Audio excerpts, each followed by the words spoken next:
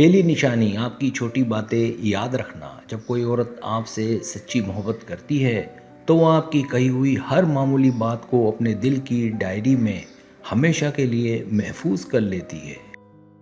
वो आपकी पसंद नापसंद और बचपन के किस्से इतनी शिद्दत से याद रखती है कि अक्सर आप खुद भी हैरान रह जाते हैं कि उसे ये सब कैसे याद है।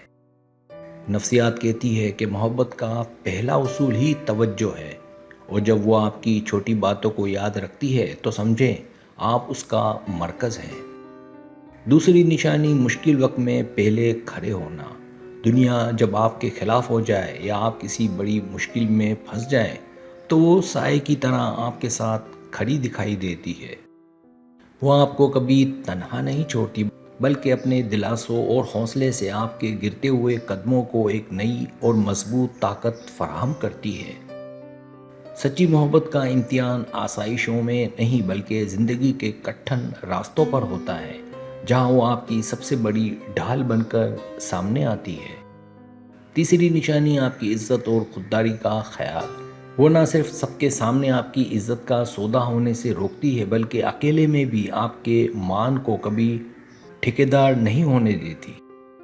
आपकी खामोशियों को समझकर वो आपकी खामियों को दुनिया से छुपाती है और हमेशा आपको एक बेहतरीन इंसान के रूप में पेश करती है।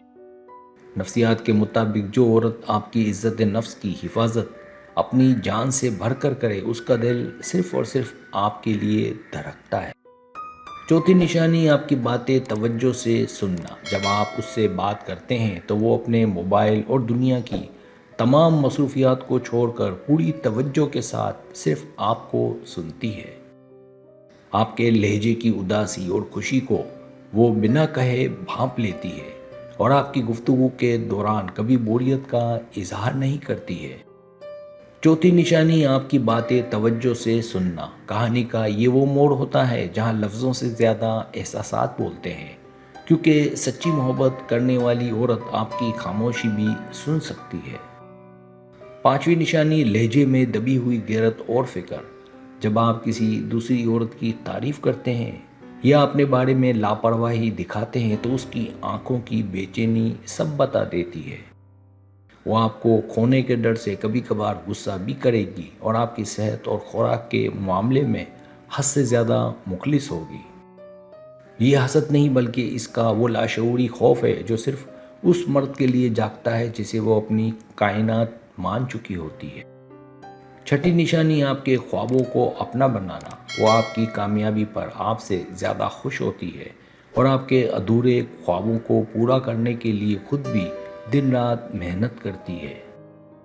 जब आप हार मानने लगते हैं तो वो आपकी सलाहियतों पर दुनिया से ज़्यादा यकीन रखकर आपके अंदर का सोया हुआ शेर जगा देती है।